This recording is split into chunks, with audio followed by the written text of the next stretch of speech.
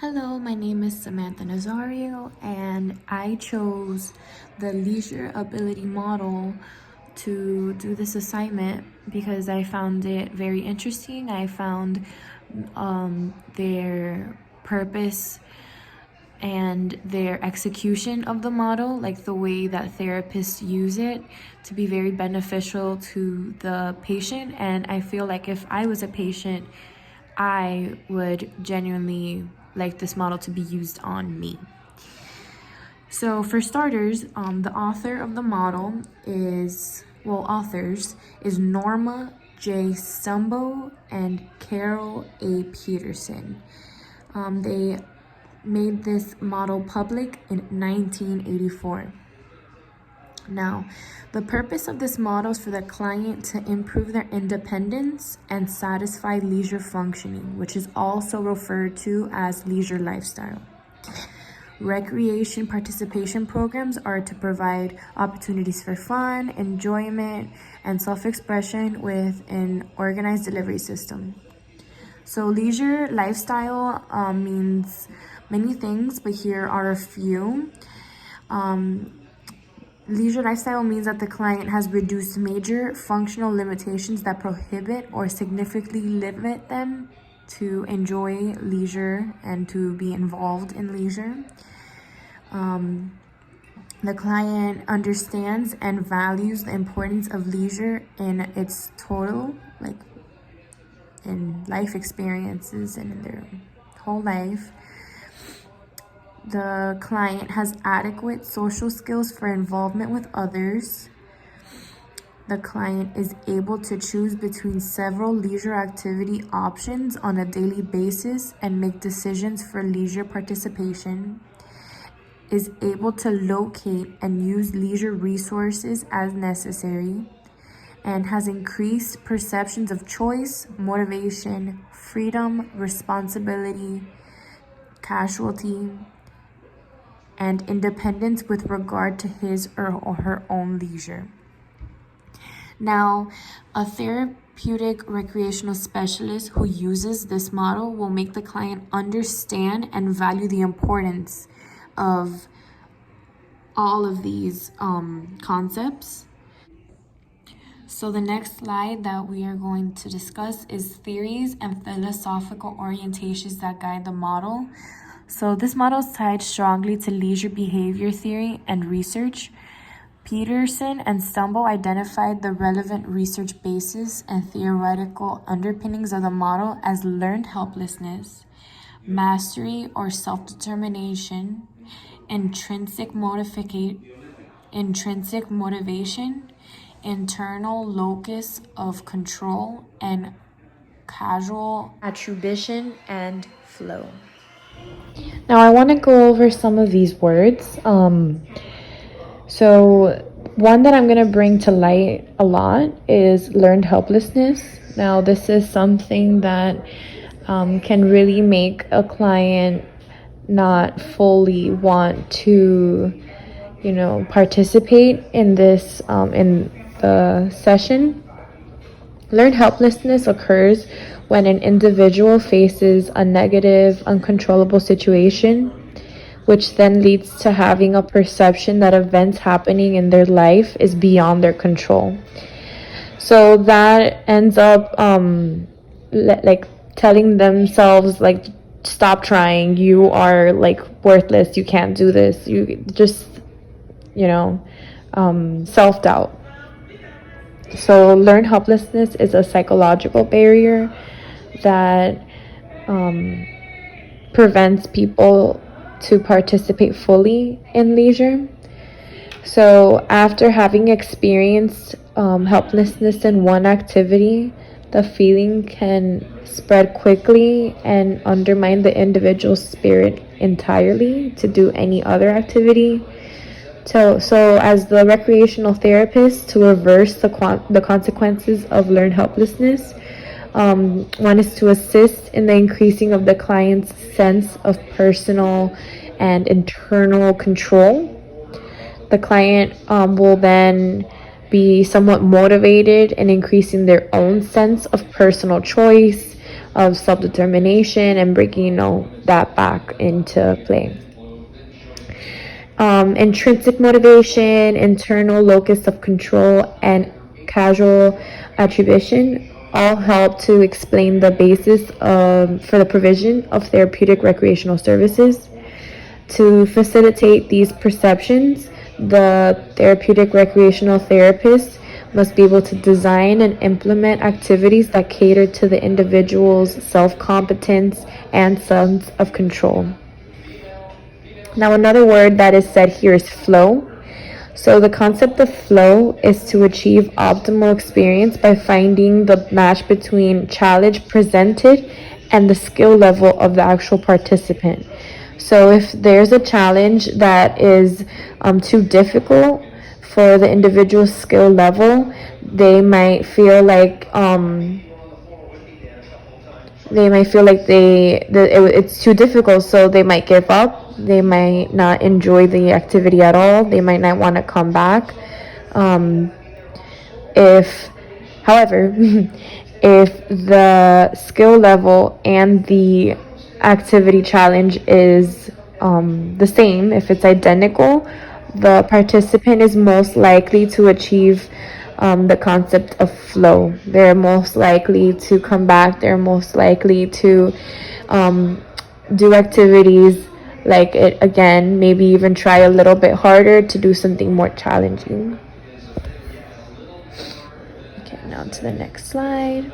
Now here are the components and relationship interactions between the components of the model. So there are 3 components to the LAM model. There is functional intervention, leisure education, recreation participation.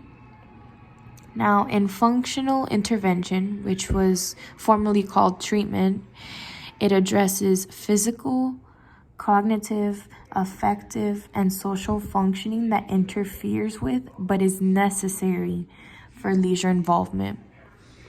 So, leisure education is the second component of the model. It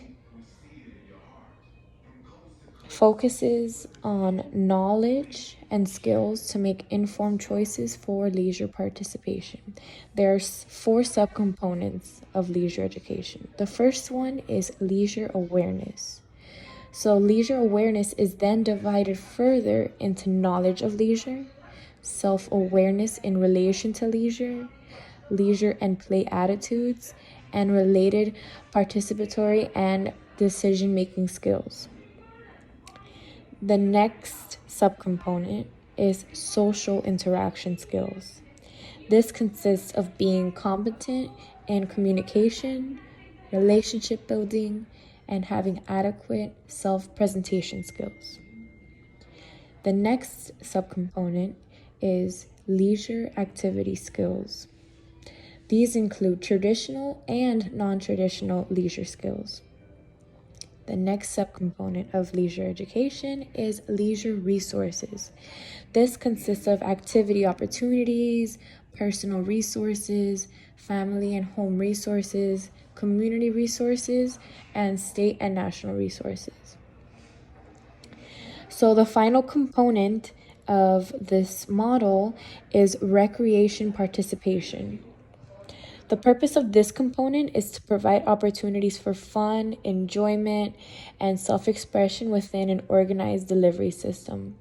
Now, depending on the needs of the client and their setting, these participation services can serve these roles: practice and application of skills, inclusion of community services, normalization of institutional routines, focus on well aspects, and expression of leisure lifestyle, and diversion of palliative care.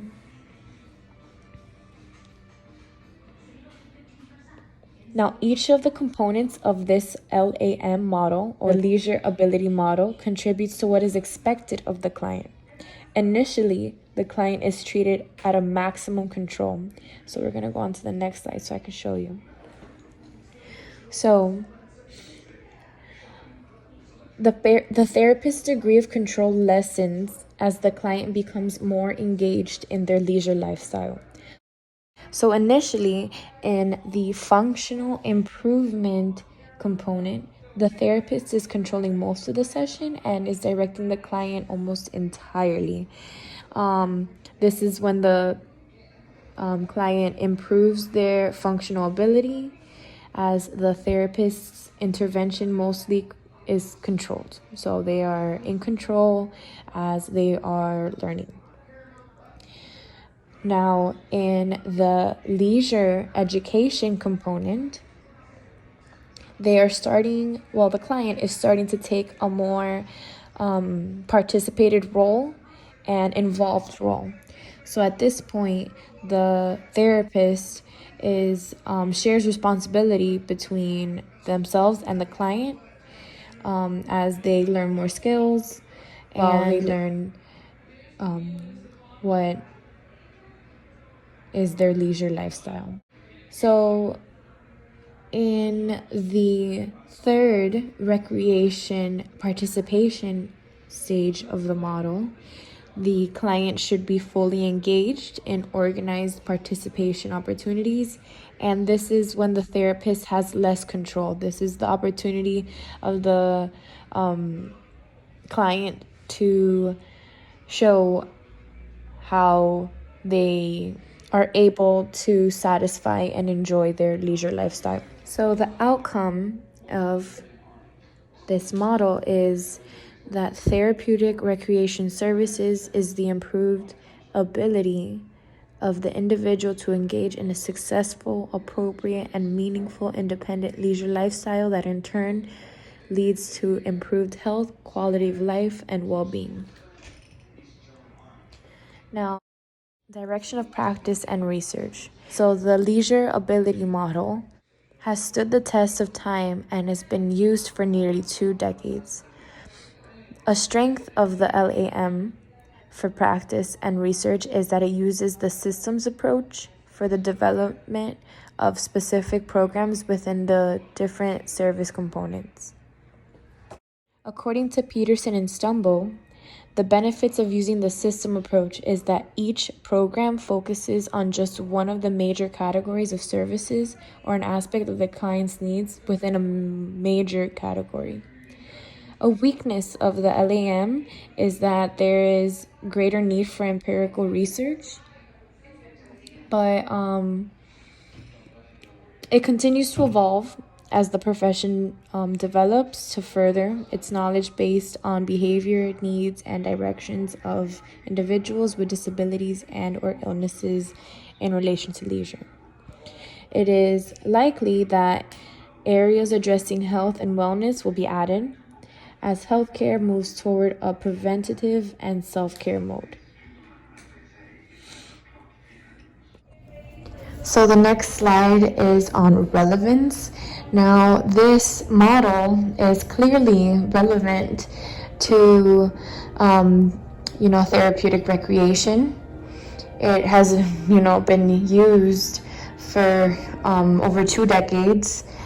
So it is definitely being used. According to Stumbo and Peterson, the content of leisure ability model is not specific to any one population or client group, nor is it confined to any specific service or delivery setting. So this makes it great for any population. Anyone can use this model. It is very broad. Now, this model has been criticized due to its interdependent approach that therapists take on clients. Hearing this from an outsider point of view, a lot of people might be skeptical to hear that a therapist gives over a lot of their control time after some time to the client. However, I feel like in today's society, especially in my generation, there's a lot of people that are vouching for, self-confidence and independence. So I feel like this model really emphasizes on that.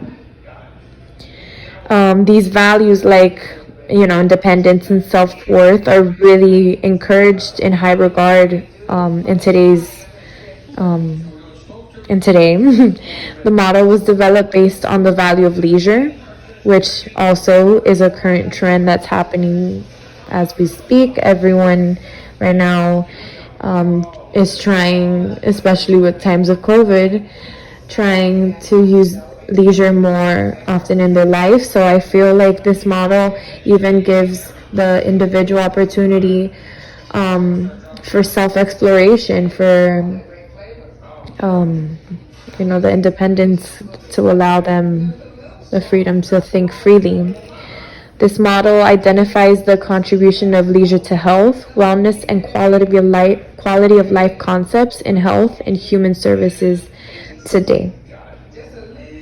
Now that is the end of the PowerPoint, and I hope you enjoyed it. Thank you.